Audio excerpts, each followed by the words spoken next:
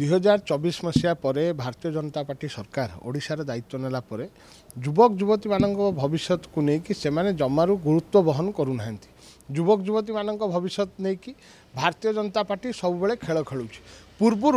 जो घटना ओडिशा रे विरल थिला भारत वर्ष में सबुआड़े आम देखुलु प्रश्नपत्र लीक हुए किंतु सुचार ढंग से ओडिशा रे प्रश्नपत्र परीक्षा आयोजन करा जाए एवं युवक युवती मैंने जो मैंने एलिजिबल कैंडिडेट से मनोनीत होती से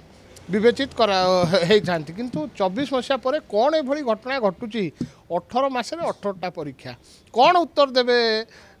पर दिन गृह विभाग आलोचना बेले मुख्यमंत्री कहले जो मैंने संपृक्त तांकर 4 कोठरी जेल होची तांकर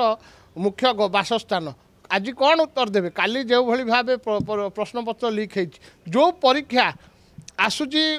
ता नोटिफिकेशन बाहर जो परीक्षा अनुष्ठित होगा जाऊँगी आम देखु प्रश्नपत्र लीक संपूर्ण भाव पॉलिटिसाइज जेहेतु करा जाउची सब एग्जामिनेशन को से